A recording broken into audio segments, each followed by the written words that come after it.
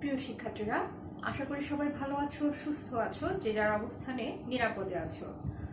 আজকে আমরা আলোচনা করব বাংলা প্রথম পত্রে কবিতা অংশ থেকে 18 বছর বয়স। 18 বছর বয়স কবিতাটি লিখেছেন কবি সুকান্ত ভট্টাচার্য। তোমরা হয়তো আগেও এই কবিতাটার কথা শুনেছো, 18 বছর বয়স, এবং কবিতার নাম দেখেই বুঝতে পারছো যে এই কবিতাটা কাদেরকে নিয়ে লেখা হয়েছে এবং কাদের উদ্দেশ্য করে এই কবিতা রচিত হয়েছিল। বয়সটা কত দেওয়া আছে?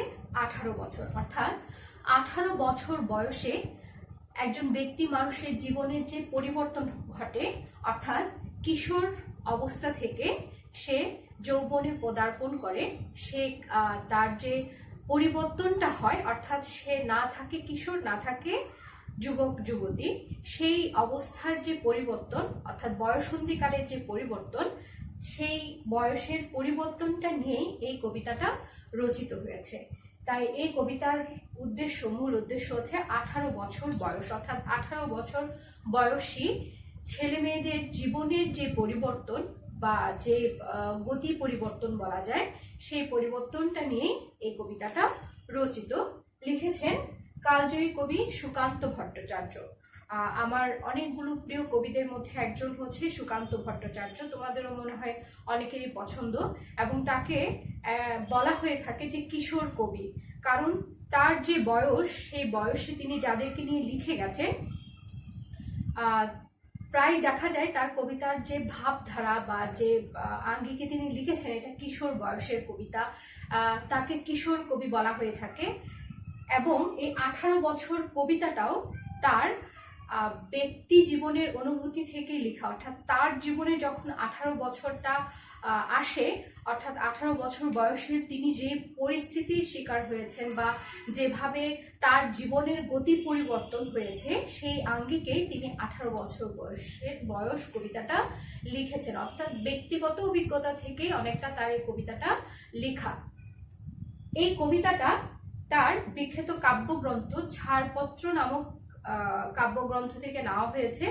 ছাড়পত্র কাব্যগ্রন্থে ছাড়পত্র নামক যে কবিতাটা আছে, এসেছে নতুন শিশু, তাকে ছেড়ে দিতে হবে স্থান জীর্ণ পৃথিবী, এই কবিতাটা, এটাও কিন্তু খুব বিখ্যাত একটা কবিতা। তোমাদের অনেক সময় 9-10-এ তোমরা যখন ছিলে, তখন তোমরা সারাংশ সারমর্ম আসতো, সেখানে অনেক সময় দেওয়া হতো এই কবিতার কিছু অংশ।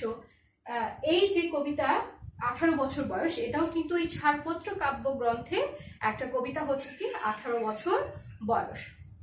তাহলে আমরা প্রথমে সুকান্ত ভট্টাচার্যের কবি পরিচিতিটা একটু খেয়াল করে দেখি। জন্ম 1926 খ্রিস্টাব্দে 15 আগস্ট। তার জন্মস্থান হচ্ছে কলকাতা, অর্থাৎ তিনি কলকাতায় জন্মগ্রহণ করেছেন, এবং সালটা হচ্ছে কত? 1926 খ্রিস্টাব্দের 15 আগস্ট। তারপর দেখো, তার পৈতৃক নিবাস গোপালগঞ্জ জেলার কোটালীপাড়ায়, অর্থাৎ তার বাবার বাড়ি হচ্ছে, তাদের অ্যাকচুয়াল পিতার বাড়ি বা পৈতৃক ভিটা যেটাকে বলা হয়, সেটা হচ্ছে কোথায়? গোপালগঞ্জ জেলার কোটালীপাড়া গ্রামে। পিতা ও মাতা, তার পিতা হচ্ছে নিবারণ চন্দ্র ভট্টাচার্য, মাতা হচ্ছে সুনীতি দেবী। বাবার নাম নিবারণ চন্দ্র ভট্টাচার্য, মায়ের নাম হচ্ছে সুনীতি দেবী। এরপর দেখো, বইয়ে কিছু কথা আছে, আমি সব তো ইম্পর্টেন্ট নয়, সেজন্য এখানে সবকিছু অ্যাড করিনি, তারপরে তোমাদের বইয়ে কি কি আছে বলি।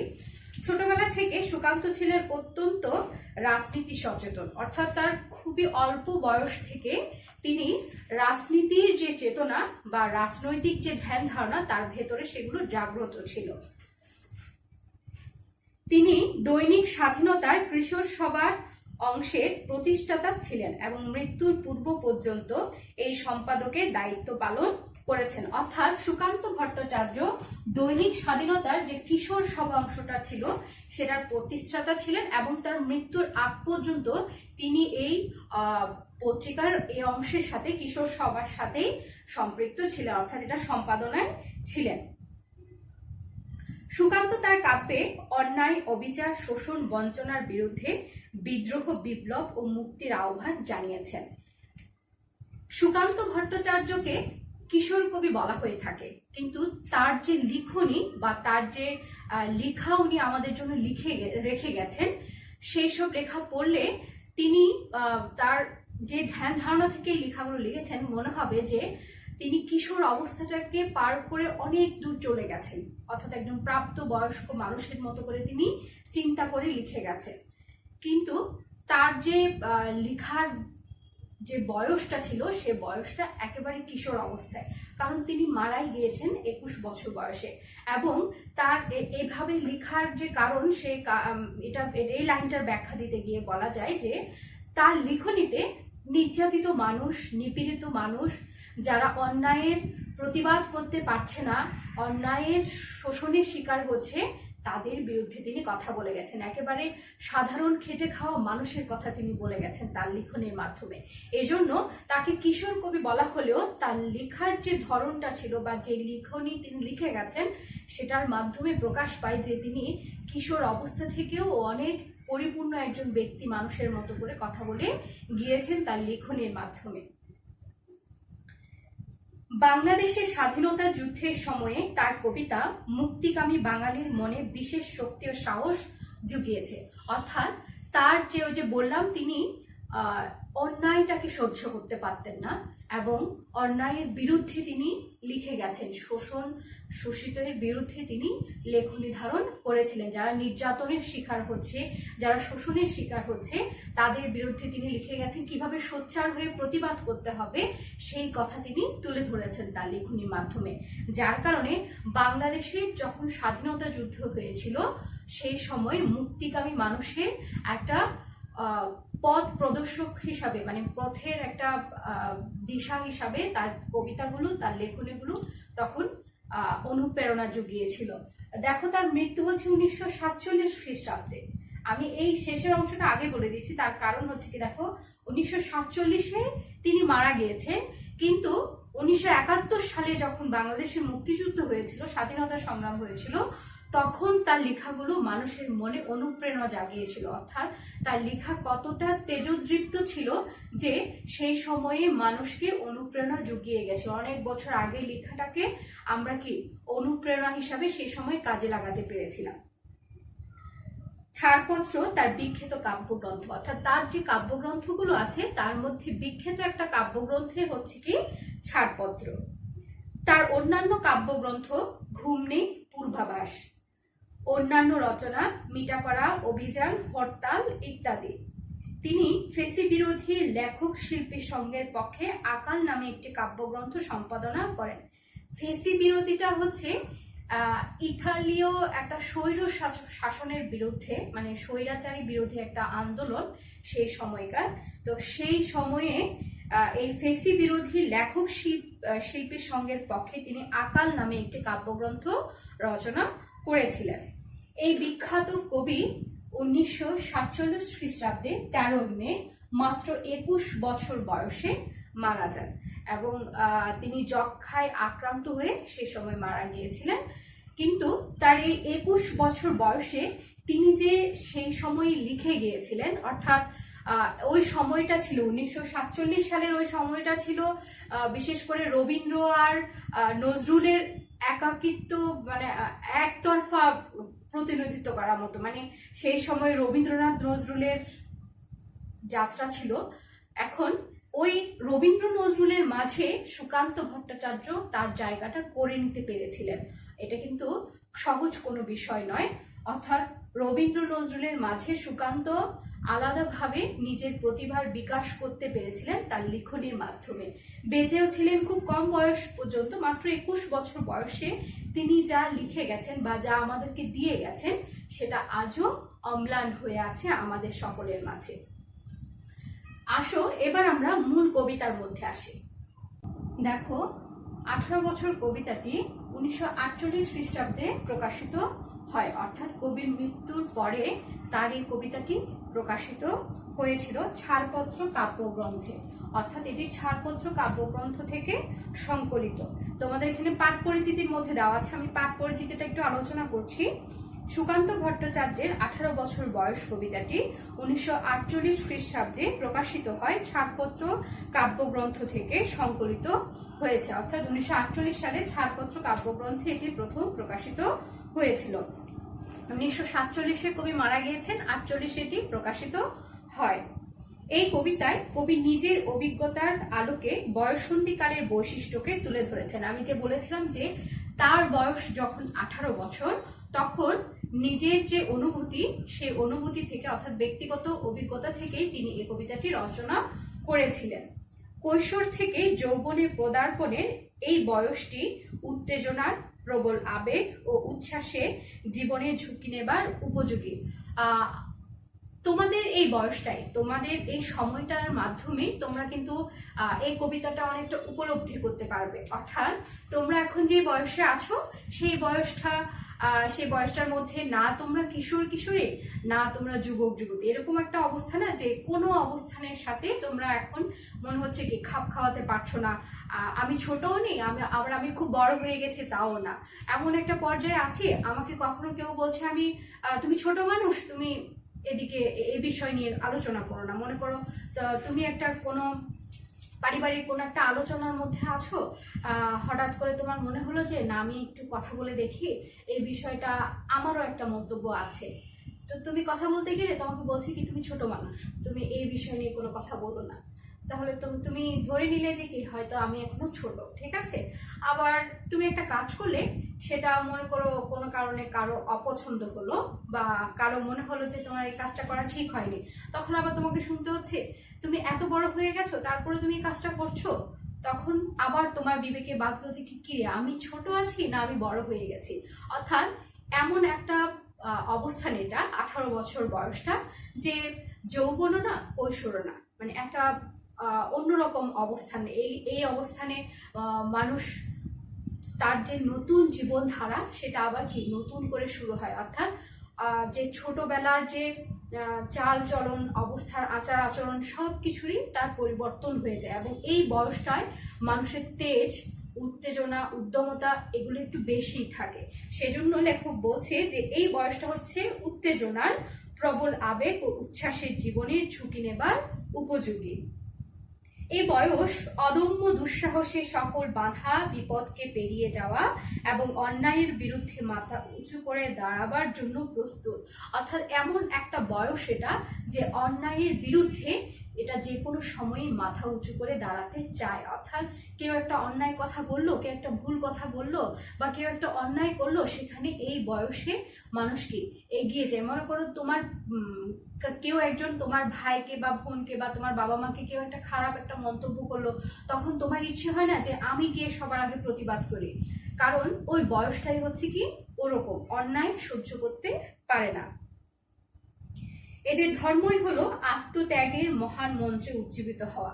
মানে আমি দরকার হলে এই অন্যায়ের জন্য নিজের জীবন দিয়ে দেব, হ্যাঁ, এই অন্যায়ের প্রতিবাদ করতে গিয়ে আমি আমার জীবনটা দিয়ে দেব, তারপরও আমি অন্যায়ের কাছে মাথা নত করবো না। অর্থাৎ এটা হয় কি অনেকটা আত্মনির্ভরশীল হওয়ার একটা প্রেরণা জাগ্রত হয়। অর্থাৎ যখন তুমি ছোট থাকো, কিশোর অবস্থায় থাকো, তখন বাবা মা যা বলছে তাই শুনে আমরা ওই বয়সে থাকতে, এবং বাবা মা যেটা করতে বলছে সেটাই তোমরা করেছিলে, আমরাও করেছি।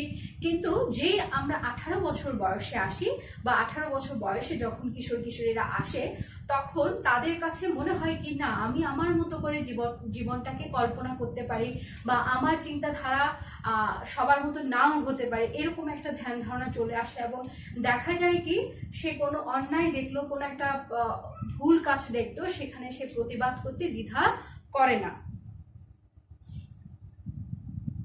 আঘাত সংঘাতের মধ্যে রক্ত শপথ নিয়ে ঝাঁপিয়ে পড়া, পাশাপাশি সমাজ জীবনে নানা বিকার, অসুস্থতা ও সর্বনাশের অভিঘাতে হয়ে উঠতে পারা এরা ভয়ঙ্কর। কিন্তু এই বয়সে আছে সমস্ত দুর্যোগ ও দুর্বিপাক মোকাবেলা করার অদম্য প্রাণ শক্তি। ফলে তারুণ্য ও যৌবন শক্তি দুর্বার বেগে এগিয়ে যায় প্রগতির পথে। যৌবনের উদ্দীপনা, সাহসিকতা, দুর্বার গতি, নতুন জীবন রচনার স্বপ্ন ও কল্যাণবত এসব বৈশিষ্ট্যের জন্য কবি প্রত্যাশা করেছেন নানা সমস্যা পীড়িত দেশে তারুণ্য ও যৌবন শক্তির যেন জাতীয় জীবনে চালিকা শক্তি হয়ে দাঁড়ায়। অর্থাৎ এই বয়সটা এমন একটা বয়স যে বয়সে কাউকে দমিয়ে রাখা যায় না। অর্থাৎ সে যদি মনে করে যে আমি এই কাজটা করব, তাহলে সে প্রাণ দিয়ে সেই কাজটা করার চেষ্টা করে। এবং এই বয়সে যেমন ইতিবাচক দিক আছে, তেমনি কিছু নেতিবাচক দিকও আছে। অর্থাৎ যে এই বয়সকে সুন্দর পথে, সুগঠিত পথে এগিয়ে নিয়ে যেতে পারে না, তার পথটা বিগড়ে যায়, অর্থাৎ ভুল পথে চলে যাওয়ার সম্ভাবনাও থেকে যায়। অর্থাৎ কবি এখানে ইতিবাচক প্রসঙ্গ বলেছেন, আবার নেতিবাচক প্রসঙ্গের কথাও আলোচনা করেছেন। আবার এই কবিতায় অর্থাৎ 3টা স্তরে বিভক্ত। প্রথম তিন স্তবক হচ্ছে লেখক 18 বছর বয়সের ইতিবাচক দিকগুলো নিয়ে আলোচনা করেছেন, আবার পরের 3 স্তবক হচ্ছে লেখক নেতিবাচক দিকগুলো নিয়ে আলোচনা করেছেন, এবং শেষের 2 স্তবকে কবি 18 বছর বয়সটাকে আহ্বান করেছেন। নেতিবাচক দিক থাকা সত্ত্বেও এখানে 18 বছর বয়সটাকে কবি আহ্বান করেছেন। অর্থাৎ 18 বছর বয়সটাকে কবি আহ্বান করার কারণ হচ্ছে এই বয়সের মাধ্যমেই জগতের নতুন ধারার সৃষ্টি করা সম্ভব এবং সকল ধরনের অত্যাচারের বিরুদ্ধে সোচ্চার করে তোলা সম্ভব এই 18 বছর বয়সে। অর্থাৎ 18 বছর বয়সেই আমরা দেখি, যেমন মনে করো আমাদের তোমরা সবসময় যে বিষয়টা নিয়ে পড়েছো সেটা হচ্ছে বাংলাদেশের মুক্তিযুদ্ধ নিয়ে। বাংলাদেশের মুক্তিযুদ্ধের মধ্যে 18 বছর বয়সী ছেলে মেয়েদের সংখ্যা কিন্তু বেশি ছিল, তরুণরাই এগিয়ে গিয়েছিল বেশি। হ্যাঁ, সব বয়সী লোকেরা মুক্তিযুদ্ধে অংশগ্রহণ করেছে, প্রতিটা বয়সের মানুষ মুক্তিযুদ্ধে অংশগ্রহণ করেছে, তারপরও 18 বছর বয়স যাদের পেয়েছে তারাই কিন্তু মুক্তিযুদ্ধে অংশগ্রহণ করেছিল সেই সময় সবচেয়ে বেশি, ঠিক না?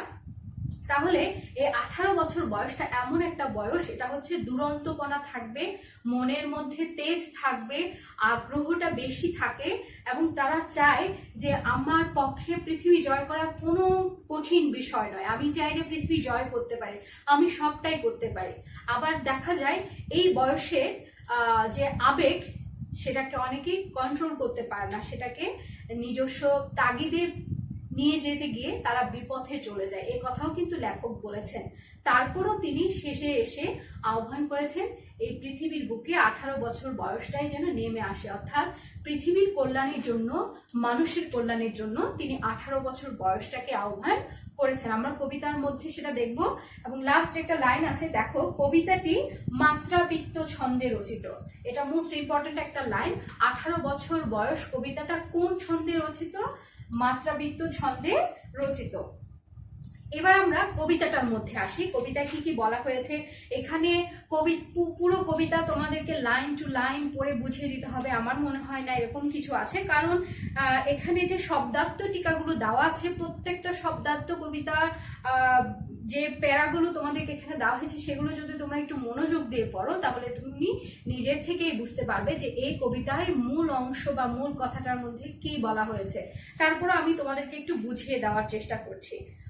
18 বছর বয়স কি দুঃসহ, স্পর্ধায় ন্যায় মাথা তোলবার ঝুঁকি। 18 বছর বয়সে অহরহ বিরাট দুঃসাহসেরা দেয় যে উকি। এটাকে প্রথম 4 লাইন, সেটা প্রথমে এটা নিয়ে আলোচনা করি। প্রথমে বলছে লেখক যে 18 বছর বয়স কি দুঃসহ। দুঃসহ শব্দটা আমরা কি অর্থে ব্যবহার করি?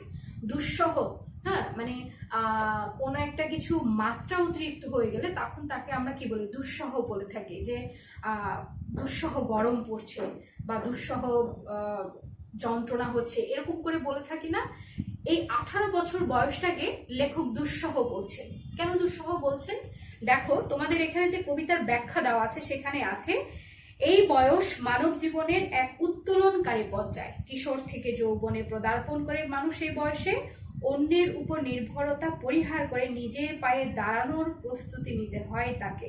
এই সময় থেকে তাকে এক কঠিন ও দুঃসহ অবস্থা পড়তে হয়। অর্থাৎ ওই যে একটু আগে বললাম যে তুমি একটা কোথাও কারোর সাথে কথা বলতে গেলে তোমাকে বললো যে তুমি তো ছোট মানুষ, তুমি এটা নিয়ে কেন কথা বলবে। আবার তুমি একটা কাজ করলে সেটা কারো পছন্দ হলো না, তোমাকে বললো তুমি না বড় হয়েছে, তুমি এভাবে কেন কাজটা করছো। তাহলে তোমার জন্য একটা দুঃসহ বিষয় হয়ে গেল না, যে আমি কি, আমি ছোট নাকি আমি বড়, অর্থাৎ আমি কোন পর্যায়ে আছি। হ্যাঁ, 18 বছর বয়সে এসে প্রথমে কিশোরী থেকে যখন যৌবনে পদার্পণ করে, প্রথমে তার বিবেকে বাধা দেয় কোন একটা কাজ করতে গেলে, বা তাকে যখন চারপাশ থেকে মানুষ বলে, কেউ বলছে ছোট, কেউ বলছে বড়, হ্যাঁ, তো তার ভেতরে একটা কি যন্ত্রণা কাজ করে। সেজন্য বলছে 18 বছর বয়সটা দুঃসহ। ঠিক আছে, 18 বছর বয়সে নেই ভয়, পদাঘাতে চাই ভাঙতে পাথর বাঁধা। পদাঘাতে মানে কি, পায়ের আঘাত করে, পা দিয়ে আঘাত করে এরা পাথরে ভেঙে ফেলতে পারবে, এরকম একটা অবস্থা করে। অর্থাৎ তোমরা অনেক সময় জেদ করো না, জেদের বসে মনে হয় কি আমি সবকিছু ভেঙে চুরে চুরমার করে ফেলতে পারবো। হ্যাঁ, অনেক সময় মনে করো তোমার মা বলছে যে তোমাকে পড়ছো না কেন, তোমার সামনে পরীক্ষা, পড়তে বসো। তখন তুমি মনে করো কোনো একটা তোমার মনের সুখে কিছু একটা করছিলে, বা মনের আনন্দের জন্য কোনো একটা কিছু করছিলে, মনে করো টিভি দেখছিলে তুমি, এই সময় মা এসে বলছে যে তুমি পড়ছো না কেন, তোমার সামনে পরীক্ষা, পড়তে বসো। হঠাৎ তোমার মাথা বিগড়ে গেল বা খুব বেশি রাগ উঠে গেল, তখন তোমার মনে হয় কি আমি যেন সব ভেঙে চুরে চুরমার করে ফেলতে পারবো, এরকম মনে হয় না? হ্যাঁ, অর্থাৎ ওই বয়সটা হচ্ছে ওরকম একটা বয়স যে মনে হয় কি পায়ে আঘাত করে পাথর ভেঙে ফেলা যাবে। এই বয়সে কেউ মাথা নোয়াবার নয়। অর্থাৎ 18 বছর বয়সটা এমন একটা বয়স যে কেউ কারো কাছে যেন মাথা নোয়াতে পারবে না। 18 বছর বয়স জানে না কাঁদা। অর্থাৎ এই বয়স কখনো কাঁদতে জানে না। অর্থাৎ যখন তুমি ছোট থাকো তখন তুমি কোনো কারণে মনে আঘাত পেলে, বা কেউ বকা দিল, তুমি ভ্যা করে কান্না করে দিলে, ঠিক আছে। কিন্তু যখন তোমার মধ্যে ম্যাচুরিটি আসবে, বা তোমার মধ্যে একটা পরিবর্তন আসবে, তখন তোমাকে কেউ একটা আঘাত করে কথা বললো, তখন তোমার বিবেকে বাঁধবে যে আমি এই কথাটা শুনলাম, সেটার আমি প্রতিবাদ করতে পারবো, কিন্তু আমি কান্না করতে পারবো না। ভ্যা করে কান্না করাটা এখন আর আমার শোভা পাবে না। সেজন্য বলছে কি, লেখক বলছে কি, এই বয়স কাঁদতে জানে না। দরকার হলে সে কি করবে, প্রতিবাদ করবে, সোচ্চার হবে, কিন্তু সে কাঁদবে না। এই জন্য এখানে কি লেখা আছে দেখো, অন্যের উপর নির্ভরতা পরিহার করে মাথা উঁচু করে স্বাধীনভাবে চলার ছুটি এই বয়সে মানুষ নিয়ে থাকে। অর্থাৎ আত্মনির্ভরশীল হওয়া, পরনির্ভরশীল থেকে আত্মনির্ভরশীল হয়ে উঠতে চায় এই বয়সে। এই বয়স জানে রক্তদানের পুণ্য, বাষ্পের বেগে স্টিমারের মতো চলে, প্রাণ দেওয়া নেওয়া ঝুলিটা থাকে না শূন্য, শপে আত্মাকে শপথের কোলাহলে। এই 3 প্যারা পর্যন্ত, এই 3 প্যারা হচ্ছে ইতিবাচক দিকগুলোর কথা বলা হয়েছে। অর্থাৎ এই শেষের প্যারায় কি বলছে দেখো, এই বয়স জানে রক্তদানের পুণ্য। রক্তদানের পুণ্য মানে এই বয়স মানে যে তুমি রক্ত দিয়ে দেবে এরকম কিছু না। এগুলো কিছু কিছু কথা লেখক প্রতীকী অর্থে ব্যবহার করেছেন। অর্থাৎ রক্তদানের পুণ্য মানে আমি আমার স্বাধীনতার জন্য, আমার অধিকার আদায়ের জন্য আমি প্রাণ দিতেও প্রস্তুত। এই অর্থে কবি রক্তদানের পুণ্যের কথা বলেছেন। বাষ্পের বেগে স্টিমারের মতো চলে। হ্যাঁ, অর্থাৎ সেই সময় একটা স্টিমার চলতো বাষ্পের মাধ্যমে। সেই স্টিমারটা যেরকম দুরন্ত গতিতে চলে, লেখকের সময়ে চলতো আর কি। লেখক যখন ছিলেন তখন কি স্টিমার চলতো বাষ্পের কিছু, তো সেই সময় সেই স্টিমারগুলো খুব দ্রুত বা খুব স্পিডে চলতো। তো ওই স্টিমারের সাথে কবি যৌবনকে তুলনা করেছেন, অর্থাৎ 18 বছর বয়সটাকে তুলনা করেছেন। প্রাণ দেওয়া নেওয়ার ঝুলিটা থাকে না শূন্য, শপে আত্মাকে শপথের কোলাহলে। অর্থাৎ এই সময়ে তরুণীরা কি করে, বিভিন্ন রকম শপথ নেয়, দেশ গঠনের শপথ নেয়। নিয়েছে না, অনেকেই নিয়েছে। যে মহান ব্যক্তিদের জীবনে আলোচনা করলে দেখা যাবে এই 18 বছর বয়সেই কিন্তু তারা কি দেশ গঠনের বা দেশের ভালোর জন্য, কল্যাণের জন্য নিজেদেরকে সঁপে দিয়েছিলেন। 18 বছর বয়স ভয়ঙ্কর তাজা প্রাণে অসহ্য যন্ত্রণা। এই বয়সে প্রাণ তীব্র আর প্রখর। এই বয়সে কানে আসে যত মন্ত্রণা। অর্থাৎ এক একজন এক এক দিক থেকে এক এক রকম বলে না, এই বয়সে এক একজন এক এক রকম বলে না। কেউ ভালোটা বলে, কেউ খারাপটা বলে। কেউ কোনো সময় আমাকে ভালো পথটা দেখাচ্ছে, কেউ আমাকে খারাপ পথটা দেখাচ্ছে। দেখায় না তোমাদেরকে, তোমাদের চারপাশে যারা আছে সব মানুষগুলো ভালো, আমরা তো এরকম বলতে পারি না, ঠিক না? অর্থাৎ এই বয়সের মধ্যে এক একজন আমাকে এক এক রকম করে বলবে, আমি এক এক রকম করে শুনি, ঠিক না? এই বয়সে আমরা শুনে থাকি না এরকম। তারপর দেখা যায় কোন পথটা ভালো সেটা আমাদের বেছে নিতে হয়। অর্থাৎ তোমার কাছে অনেকে আসবে, অনেক কথা বলবে, অনেক রকম ভাবে বোঝাবে তোমাকে অনেক কিছু। কোনটা ভালো দিক কোনটা খারাপ দিক সেটা আমার বিবেচনার মাধ্যমে আমাকে বেছে নিতে হবে। এই প্যারা থেকে আবার কি নেতিবাচক দিকগুলো শুরু হয়েছে, অর্থাৎ এগুলো হচ্ছে কি এই 3 প্যারা নেতিবাচক কথাগুলো তিনি বলেছেন। যে 18 বছর বয়স হচ্ছে আবার কিরকম ভয়ঙ্কর, তাজা তাজা প্রাণী, অসহ্য যন্ত্রণা। অসহ্য যন্ত্রণা কেন বলেছেন লেখক?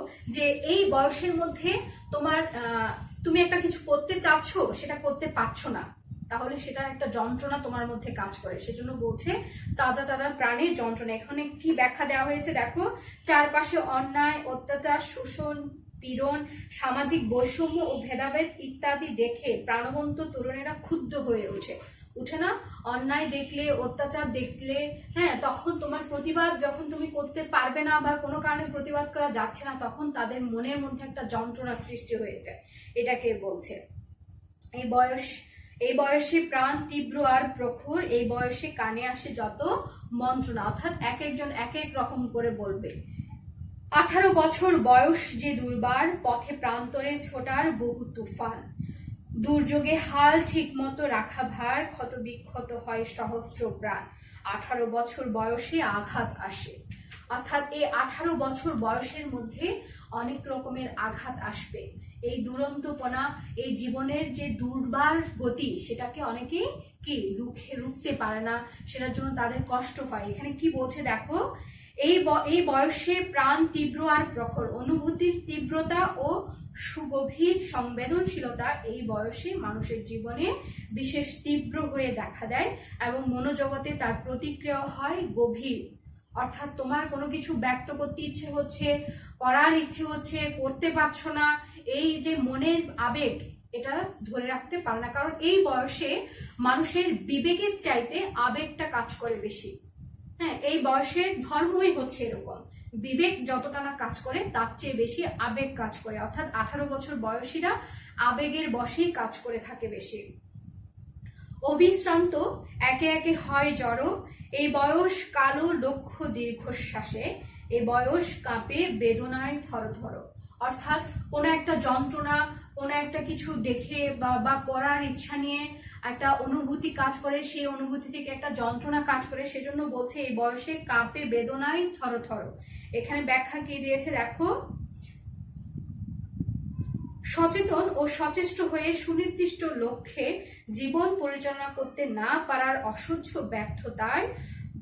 ব্যর্থতার দীর্ঘশ্বাসে এই বয়স নেতিবাচক কালো অধ্যায় হয়ে উঠতে পারে। অর্থাৎ ওই যে বললাম আমি, এই বয়সটা হচ্ছে বিবেকের চাইতে আবেগটা যেহেতু কাজ করে, সে আবেগের বশে ভুল পথেও চলে যেতে পারে। এতটাই তেজ থাকে এই বয়সে, এতটাই উদ্দীপনা থাকে যে সঠিক পথ তারা বেছে নিতে অনেক সময় দিশেহারা হয়ে পড়ে, এবং সেই থেকে তারা যারা খুব বেশি দিশেহারা হয়ে পড়ে, তারা ভুল পথে চলে যাওয়ার সম্ভাবনাও আবার থেকে যায়। যাচ্ছে না আমাদের সমাজে অহরহ ছেলে মেয়ে কিন্তু এই বয়সে এসে ভুল পথে চলে যাচ্ছে নাকি? অনেকে যাচ্ছে আমাদের সমাজে। একটু তাকালেই দেখা যায় যে এই বয়সের মধ্যেই তারা কি অন্যায় কাজে জড়িয়ে পড়ছে। আবার দেখা যায় এই বয়সে 18 বছর বয়সে তারা সাফল্যের চূড়ায় উঠে যাচ্ছে, ঠিক না? তবু 18 শুনেছি জয়ধ্বনি। এবার হচ্ছে 18কে কবি কি করেছেন? আহ্বান করেছেন। সেই আহ্বানের কথা এখানে এসেছে দ্বিতীয় শেষের 2 প্যারা। 18 বছর তবুও দিয়ে তুমি ওই যে নেতিবাচক কথাগুলো এতক্ষণ বলেছিলেন, সেজন্য এই তবুও শব্দটা দিয়ে তিনি আবার আহ্বান কিভাবে করেছেন 18 বছর বয়সে দেখো, তবুও 18 শুনেছি জয়ধ্বনি, এই বয়স বাঁচে দুর্যোগে আর ঝড়ে, বিপদের মুখে এ বয়স অগ্রণী, এই বয়স তবু নতুন কিছু তো করে। মানে এই বয়সের একটা নেতিবাচক দিক আছে, আবার ইতিবাচক দিকও আছে। তারপরও লেখক বলছে যে তবুও শোনা যায় কি এই বয়সেরই জয়ধ্বনি। অর্থাৎ পৃথিবীর বুকে যত ধরনের যুদ্ধ এসেছে, যত ধরনের সংগ্রাম এসেছে, অন্যায়ের প্রতিবাদ করার জন্য ঘটনা ঘটেছে, সব কিছুর মধ্যে দেখা গিয়েছে প্রথমে সোচ্চার হয়ে উঠেছিল কিন্তু এই 18 বছর বয়সী তরুণ তরুণীরাই। এই জন্যই লেখক বলছে যে সব কিছু পেরিয়েও 18 বছরের জয়ধ্বনি সবসময় শোনা যায়। এই বয়স বাঁচে দুর্যোগে আর ঝড়ে, মানে দুর্যোগ আসুক আর ঝড় আসুক এই বয়স টিকে থাকে, বেঁচে থাকে। যত ধরনের দুর্যোগ আর ঝড় এগুলো প্রতীকী অর্থে ব্যবহার করা হয়েছে, মানে যত ধরনের সমস্যায় আসুক না কেন, যত বিপদে আমাদের আসুক না কেন, এই 18 বছর বয়সটাই কিন্তু আমাদেরকে সবসময় বাঁচিয়ে রাখে। বিপদের মুখে এ বয়স অগ্রণী, এ বয়স নতুন, তবু নতুন কিছু তো করে।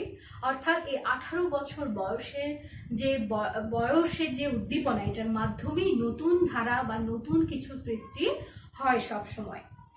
এ বয়স জানে ভীরু কাপুরুষ নয়, এই বয়স মানে ভীরু নয় কাপুরুষও নয়, অর্থাৎ এই বয়স ভয় পেতে জানে না, অর্থাৎ এটা ভয়ে পিছপা হবে, পেছন ফিরে যাবে। অর্থাৎ তুমি একটা কোনো কাজ করতে গেলে অনেক সময় দেখো বাইরে গন্ডগোল হচ্ছে, আমরা বলি যে কি যারা 18 বছর বয়সীরা আছে বা যারা ইয়াংরা থাকে তারা বলে কি দেখি একটু বাইরে কি হচ্ছে, কি সমস্যা হলো। কিন্তু যারা বয়স্ক মানুষ তারা দেখবে বলবে কি যে না না না যেও না যেও না, দেখো না দেখো না, যদি তুমি কোনো সমস্যায় জড়িয়ে পড়ো। অর্থাৎ 18 বছর বয়সী যে তরুণ তরুণীর চিন্তা চেতনা, সেটাই হচ্ছে কি ভয় পাওয়ার মতো নয়, ভীরু নয়, কাপুরুষ নয়। পথ চলতে এ বয়স যায় না থেমে, অর্থাৎ আমি কোনো কিছু করব, আমি ভালো কোনো কিছু করব, সেই জায়গায় আমাকে কেউ দমাতে পারবে না। অর্থাৎ পিছপা হবে, পেছন ফিরে যাবে বা দমে যাবে, এরকম এই বয়সের ছেলেমেয়েরা নয়। এই বয়সে তাই নেই কোনো সংশয়, এদেশের বুকে 18 আসুক নেমে।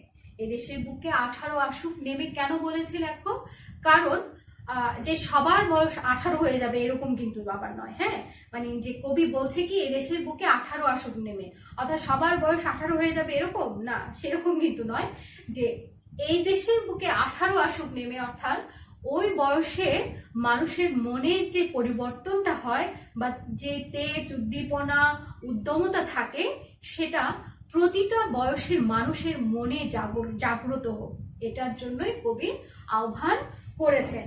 এখানে দেখো শেষের প্যারায় বলেছে, ব্যাখ্যাতে বলেছে 18 বছর বয়স বহু ইতিবাচক বৈশিষ্ট্যে চিহ্নিত, জড় নিশ্চল প্রথাবদ্ধ জীবনকে পেছনে ফেলে নতুন জীবন রচনার স্বপ্ন, কল্যাণ ও সেবাব্রত উদ্দীপনা, সাহসিকতা, চলার দুর্বার গতি, সবই 18 বছর বয়সের বৈশিষ্ট্য।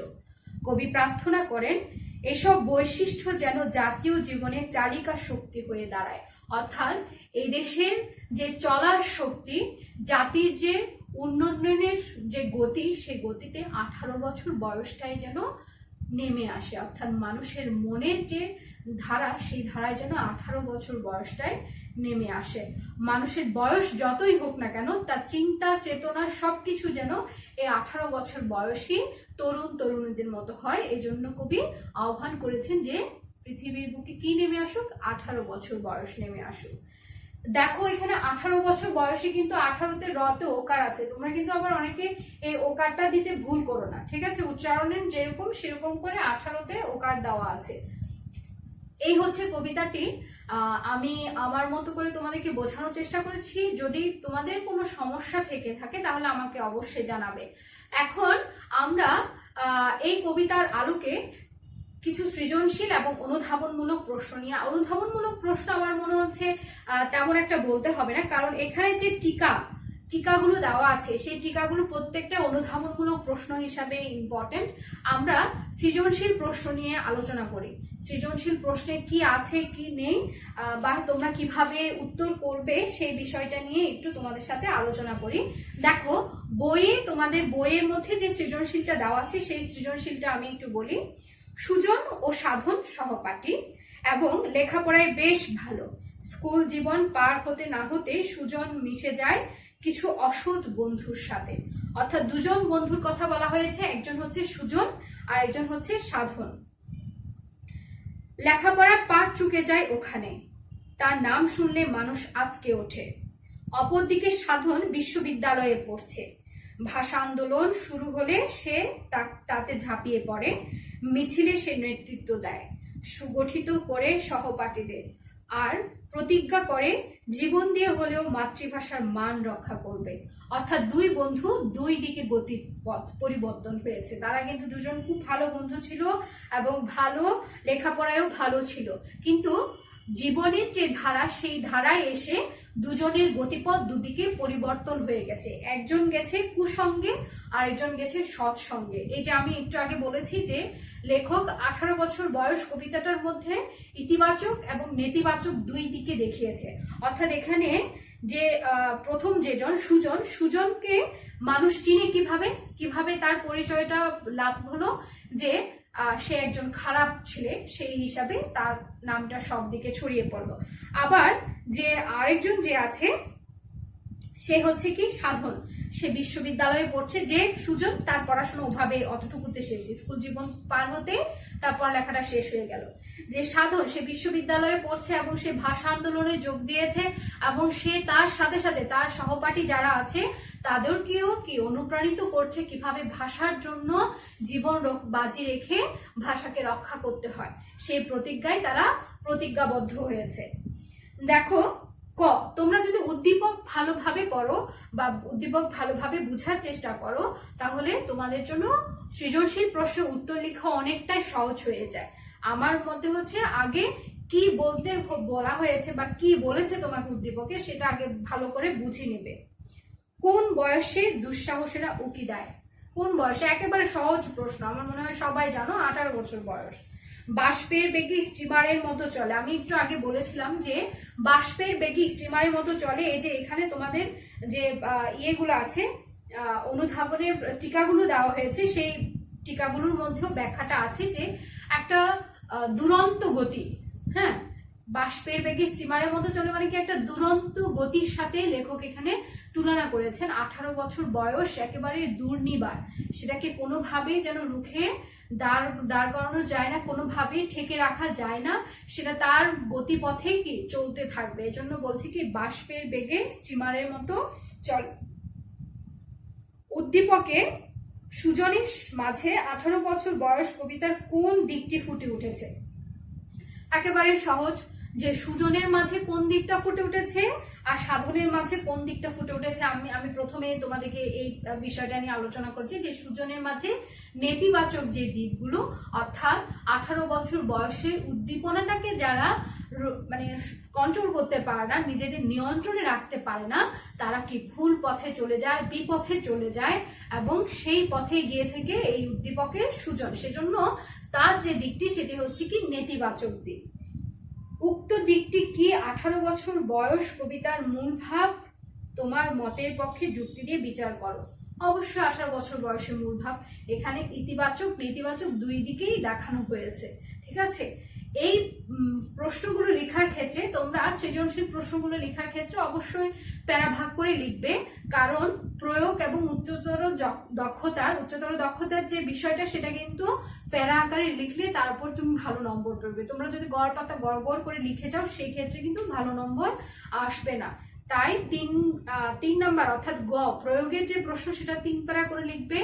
ঘয়ে উচ্চতর দক্ষতায় 4 প্যারা করে সাজিয়ে গুছিয়ে লিখবে তোমরা। এখানে যে মূল ভাবটা আছে এবং এখানে যে টিকাগুলো আছে সেগুলো যদি তোমরা ভালো মতো করে পড়ো, তাহলে সৃজনশীল প্রশ্নের উত্তর লিখতে কখনোই তোমাদের কোনো সমস্যা হবে না। আগামী ক্লাসে তোমাদের বাড়ির কাজ থাকবে বইয়ের এই উদ্দীপকের সহ সৃজনশীল প্রশ্নটা আমাকে কমেন্ট বক্সে অবশ্যই লিখে দেখাবে। তোমরা আমাকে দেখালে আমি বুঝতে পারবো তোমাদের যে আমি যে বুঝালাম সেটাতে তোমরা কতটুকু বুঝতে পেরেছো। সৃজনশীল প্রশ্ন পরীক্ষার আগে একটা কি প্র্যাকটিস হয়ে যাবে, একটা অনুশীলন তোমাদের হয়ে যাবে। সেহেতু আমি চাইবো সবাই তোমাদের পাঠ্য বইয়ে যে সৃজনশীল প্রশ্নটা আছে সেটা অবশ্যই আমাকে লিখে কমেন্ট বক্সে জানাবে। ধন্যবাদ সকলে, ভালো থেকো, সুস্থ থেকো, নিরাপদ থেকো।